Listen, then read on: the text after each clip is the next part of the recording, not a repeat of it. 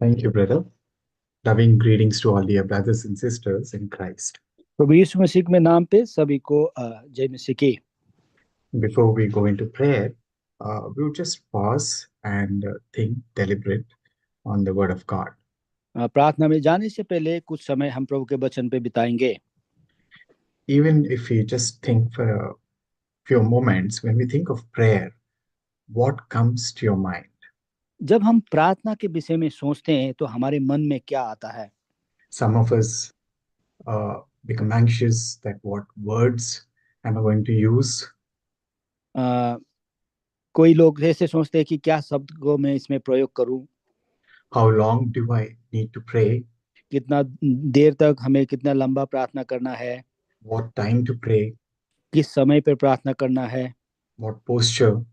किस तरह से खड़ा होके बैठ के कैसे प्रार्थना करना है। So there are different things which come to our mind.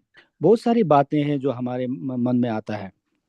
And we always generally look to the Word of God to draw inspiration and pray accordingly. हम लोग देखते हैं कि जब भी हम प्रभु के वचन के आधारित पे हम लोग प्रार्थना करते हैं। This evening, we are going to look to the book, to the Acts of the Apostles. आज की शाम को हम प्रेरितों के काम से कुछ बातें देखेंगे। We are going to look at the lives of Priscilla and Aquila. हम यहाँ पे प्रिस्किला और अक्विला के जीवन में से कुछ देखेंगे। Though nothing much has been said about how they prayed and what they prayed, हालांकि उन्होंने कैसे प्रार्थना किया और कितना प्रार्थना किया इसके बारे में ज्यादा कुछ नहीं बताया गया है। nothing is recorded about their prayer life, ऐसा प्रार्थना के विषय में तो उनके लिखा नहीं गया है, but there are many acts which they did which have been recorded in the Word of God. लेकिन बहुत सारे कार्य जो उन्होंने किया है वो प्रभु के वचन में लिखा गया है। So we are going to read that and learn from their lives as is mentioned in the book of Acts chapter 18. प्रेरितों के काम 18 अध्याय में इनके जीवन के विषय में जो लिखा गया है, काम जो इन्होंने किया उनके बारे में हम पढ़ेंगे। We may not directly see uh, how they prayed, but then we can actually know from their lives, from their actions, that they definitely lived a very prayerful life. हालांकि वहां पे उन्होंने क्या से प्रार्थना किया ऐसे तो नहीं दिखाया गया है, लेकिन उनके जीवन से जो काम उन्होंने किया, जो जीवन जिया, हम ये अनुमान लगा सकते हैं कि वो प्रार्थना करने वाले लोग थे। We can see what they became. We हम can देखते see हैं कि वो क्या क्या हो गए, who all they strengthened, किन लोगों को उन्होंने बलवंत किया प्रभु में, the kind of risks that they took, उन्होंने जो रिस्क जो उठाया जीवन पे, and they sacrificed. They permitted their homes to be a ground for gathering of the saints. और कैसे उन्होंने त्याग बलिदान के साथ अपने घर को परमेश्वर के लोगों को इकट्ठा होने का जगह बनाया। Acts of the Apostles, chapter 18. प्रेरितों के काम 18 अध्याय। Brother, kindly read verse number 1 to verse number 4. हाँ, प्रेरितों के काम 18 अध्याय 1 और 4 पद में पढ़ रहा हूँ। इसके बाद पौलुस एथेंस को छोड़कर कोरिन्थ में आया, 4 पद, और वो हर एक शब्द के दिन आराधनालय में वाद विवाद करके यहूदियों और यूनानियों को भी समझाता था। Brother, verse number 1 till verse number 4. So kindly read verse number 2 and 3 as well. दो और मैं एक से शुरू से पढ़ रहा हूँ। इसके बाद पौलुस एथेंस को छोड़कर कोरिन्थ में आया, वहां उसे अहुलिक नामक का एक यहूदी मिला जिसका जन्म पनुतस में हुआ था। वो अपनी पत्नी प्रिस्किला के साथ इटली से हाल ही में आया था, क्योंकि कॉलिदियुस ने सब यहूदियों को रोम से निकल जाने की आज्ञा दी थी, इसीलिए वो उसके यहाँ गया।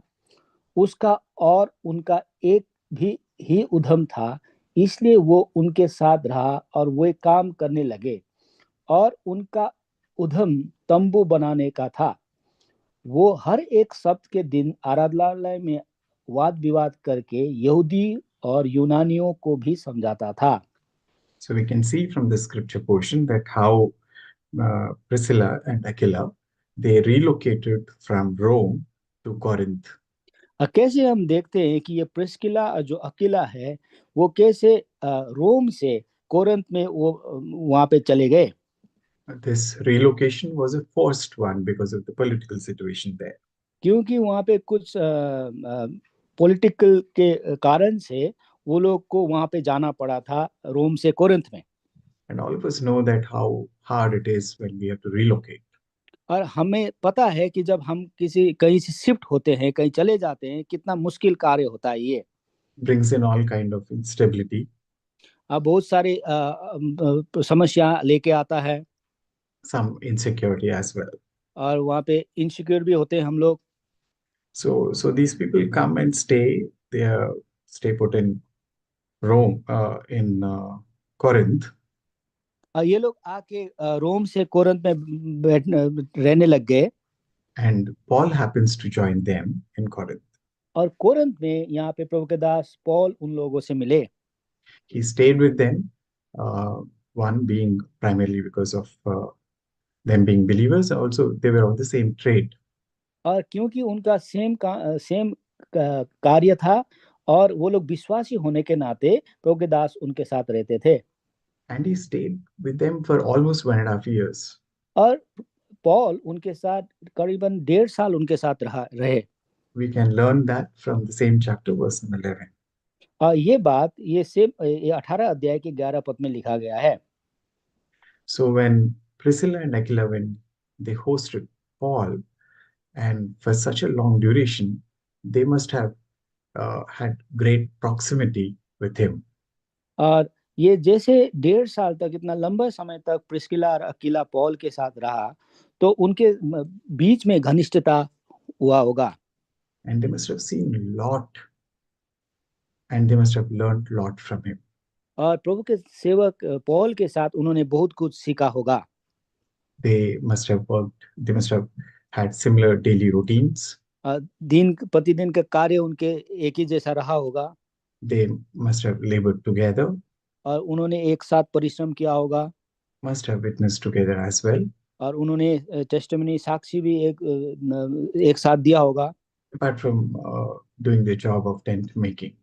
और वो जो तंबू बनाने के कार्य वो करते थे उसके अलावा ये सब उन्होंने किया होगा। And they must have also very closely watched Paul preaching in the synagogues. और ये दोनों पति पत्नी ने प्रभु पौल को आराधनालय में वचन देते हुए गौर से देखा होगा सुना होगा। Verse number 4, it talks about how he reasoned in the synagogue. 4 पद में ये देखते हैं कि कैसे आराधनालय में वो वाद विवाद करके यहूदी और यूनानियों को समझाता था। This reasoning would involve conversations, dialogues, और ये वाद विवाद तर्क वितर्क वो लोग करते थे। questionings, explanations, so many things involved. उनसे प्रश्न पूछते थे और उनका उत्तर वो देता था। And in all this process, they must have learned a lot. और इसके दौरान ये दोनों ने पौल के साथ बहुत कुछ सीखा होगा। It is not very explicitly mentioned in the Word of God, but Paul, being a man of prayer, ये बड़ा स्पष्ट तरीके से तो वचन में लिखा नहीं है लेकिन पौल एक प्रार्थना का दास होने के नाते because he encourages all believers to be praying without ceasing. क्योंकि वो पौल कहता है कि विश्वासियों को बिना रुके हम लोग लगातार प्रार्थना में लगे रहें। Most of his epistles in the first chapter, invariably we'll find he mentioning that I'm praying for XYZ ceaselessly. बहुत बार उनके पत्रियों में हम देखते हैं कि कई बार वो लिख रहा है कि हम लगातार हम तुम्हारे लिए प्रार्थना कर रहे हैं। We can see that in Romans chapter 1, Ephesians chapter 1, 2 Timothy chapter 1, and there are several instances as well. रोमी में 2 तीमोथी में कई पत्रियों में हम पहले अध्याय में इनका ये ऐसा लिखा हुआ बात देखते हैं। Praying without ceasing लगातार प्रार्थना करना means praying constantly and regularly. लगातार सदैव प्रार्थना करना। So they must have watched him praying ceaselessly, and they must have seen him and heard him all the exhortations. They must have found him very sound in doctrine. और इन लोग ने प्रभु के दास पौल को वचन में और प्रार्थना में लगातार रहते हुए उनके साथ बहुत सारी बातें उन्होंने देखा या सुना होगा। So they learned this discipline of prayer with him as they lived with him. ऐसे इन्होंने ये प्रार्थना का अनुशासन इन प्रभु के दास से सीखा। And many of the attributes that we see in Paul's life, for example, the kind of risk that he took, constantly moving from one geographical location to another. बहुत सारे जो पौल ने अपने जीवन में जो जोखिम उन्होंने उठाया, एक जगह से दूसरी जगह वो जाते थे। We see even Priscilla and Aquila taking such risk for the benefit of the believers. ऐसे ही कदम प्रिस्किला और अक्विला को जो परमेश्वर के लोगों के खातिर करते हुए हमने देखा। In chapter 18, verse number 18, we learn that they moved from Corinth to Ephesus. और यहाँ पे 18 पद में हम देखते हैं वो कोरिन्थ से एफिसस तक चले गए। Yeah, to Ephesus. So imagine how they were willing to disturb their home, their establishment, and then move again to a new place for the work of Lord. देखें परमेश्वर के काम के खातिर कैसे वो ऐसे जोखिम लेने में इधर से उधर जाने को वो परिवार सहित तैयार हो गए थे। And as they stayed in Ephesus, they had an opportunity to interact with Apollos. यहाँ पे जब इफिसस में उनको ये मौका मिला कि वो अपोलोस के साथ मिले। Brother, request you to read from chapter 18, verse number 24 to verse number 28, please. मैं 18 अध्याय के 24 से 28 तक मैं पढ़ रहा हूँ। अपोलोस नामक एक यहूदी जिसका नाम सिदकिया में हुआ था, जन्म सिदकिया में हुआ था, जो विद्वान पुरुष था और पवित्र शास्त्र को अच्छी तरह से जानता था, एफिसुस में आया। उसने प्रभु के मार्ग की शिक्षा पाई थी और मन लगाकर यीशु के विषय ठीक ठीक सुनाता और सिखाता था, परंतु वो केवल यूहन्ना के बपतिस्मा की बात जानता था। वो आराधनालय में निडर होकर बोलने लगा। फिर प्रिस्किला और एक्विला उसकी बातें सुनकर उसे अपने यहाँ ले गए और परमेश्वर का मार्ग उसको ठीक ठीक बताया। No, beta, we have to sleep now. It's time to. जब उसने निश्चय किया कि फिर उतर कर अखया को जाए, तो भाइयों ने उसे ढांढस देकर चेलों को लिखा कि वो उससे अच्छी तरह मिले, और उसने वहां पहुंचकर उन लोगों की बड़ी सहायता की जिन्होंने अनुग्रह के कारण विश्वास किया था, क्योंकि वो पवित्र शास्त्र से प्रमाण दे देकर कि यीशु ही मसीह है, बड़ी प्रबलता से यहूदियों को सबके सामने निरंतर नियुत्तर करता था। So what we learn here from the scriptures is that this man Apollos was mighty in scriptures. यहाँ पे ये वचन से क्या देखते हैं कि ये अपुल्लोस नामक जो व्यक्ति था वो परमेश्वर के वचन में बड़ा प्रख्यात था। He was an eloquent speaker. वो बहुत अच्छी तरह से बात विवाद कर सकता था। He was really good at convincing people, वो especially in the public domain. परमेश्वर के लोगों को वो अच्छी तरह से समझाने का उस पे था। And to a great extent, he was well versed with the word of God as well. और वो उसको बड़ी अच्छी तरह से परमेश्वर के वचन का ज्ञान था। But then there were still some chinks, some gaps in his knowledge. इसके बावजूद उसके जीवन में कुछ कमियां कुछ थी। We go to chapter 18, verse number 11, where we learn that Paul was with them, with Priscilla and Aquila for 18 months, and in that area in Corinth, he had given himself to teaching the word of God. और यहाँ पे जैसे 18 अध्याय के 11 पद में हम जाके देखते हैं कि कैसे प्रभु के दास पौल या अक्विला प्रिस्किला के साथ 18 महीने के साथ तक था। इन दौरान ये परमेश्वर के वचन को उनको सिखाता था। So there's a great possibility that they might have learned the word of God more in a much more better way than the kind of exposure that Apollos had. ये हो सकता है कि जब प्रिस्किला और अक्विला ने परमेश्वर के दास के साथ बहुत सारे वचन अत्यंत उत्तम रूप से उन्होंने सीखा होगा, जो अपोलोस से ज्यादा भी सीखा होगा। Perhaps that is why they could actually explain to him the way of God more perfectly. इसका नतीजा क्या है कि हम यहाँ पे देखते, इसलिए ही वो अपोलोस को और बेहतर तरीके से परमेश्वर के वचन के बारे में समझा पाए। So they taught Apollos very prayerfully. They were humble. They didn't rebuke him publicly, but they took him. They in a private conversation they engaged him and they corrected him. इसलिए हम यहाँ पे देखते हैं कि अपोलोस को उन्होंने बड़े नम्र तरीके से एकांत में ले जाके परमेश्वर के वचन उन्होंने सिखाया, बताया। And just because they did this, we could see that how useful instrument this man Apollos could become to ministering the word of God. क्योंकि उन लोग ने ऐसे इस ढंग से परमेश्वर के वचन के बारे में अपोलोस को बताया, हम देखते हैं कि कैसे परमेश्वर ये अपोलोस प्रभु के लिए कितना कामकारी हुआ। Only an active prayer life of a person could give such kind of a discernment of how to behave, how to talk, what to talk, when to talk. इसी तरह के प्रार्थना किसी के लिए ही, ये किसी को कैसे उसको व्यवहार करना है, कैसे प्रार्थना करना है, कैसे जीवन अनुशासन में रहना है, सिखा सकता है। We have no visibility of their prayers, but we can see the fruits of their prayers in the way they engaged in their daily lives. यहाँ पे निश्चित तौर से उनके प्रार्थना के विषय में तो लिखा नहीं गया है, लेकिन हम देख सकते हैं कि उनका प्रार्थना का फल कैसे दिख रहा है यहाँ पे, and how useful they were to the ministry. और सेवा के लिए कितने कार्यगर वो लोग हुए।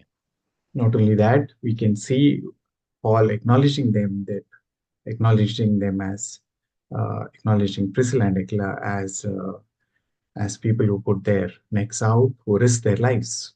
यहाँ तक कि प्रभुदास पॉल खुद प्रिस्किला और अक्विला के बारे में कहता है कि कैसे उन्होंने अपने जीवन को जोखिम में डाल के प्रभु के लिए काम किया। In his epistles, many times Paul mentions of all kinds of hardships that he faced in his life. इनके पत्र में पॉल कितने कठिन समस्या में और प्रभु के नाम के खातिर जाना पड़ा वो लिखता है। Many trials, many tribulations. बहुत सारे समस्या और सतावट में जाना पड़ा। And we see Priscilla and Aquila also engaging in such manner, even risking their lives for the sake of Paul and for the sake of the ministry, the work of ministry. इसलिए हम यहाँ पे देखते हैं कैसे Aquila और Priscilla ने भी अपने जीवन को जोखिम में डालकर पॉल के लिए, प्रभु के काम के लिए काम किया। They didn't risk randomly, they risked very prayerfully. ऐसे उन्होंने अपने जीवन को जोखिम में नहीं डाला, लेकिन प्रार्थना के साथ ये लोग ये किया करते थे। Similarly, they took risk of hosting the church in their homes. इन्होंने ये भी जोखिम लिया कि परमेश्वर की कलीसिया उनके घर पे हुआ करता था। When your political environment, when the neighborhood is not very conducive, it is not easy to be doing that. जब राजनीतिक तौर से और जब हमारे समाज में ऐसा करना ऐसा मुश्किल है, आसान नहीं है। But they took that risk. लेकिन उन्होंने इस चीज का जोखिम लिया। And their home was a ground for teaching the word of God, for worship and for prayer. और उनके घर ऐसा जगह बना जहाँ पे परमेश्वर के वचन सिखाया गया, जहाँ पे आराधना किया गया।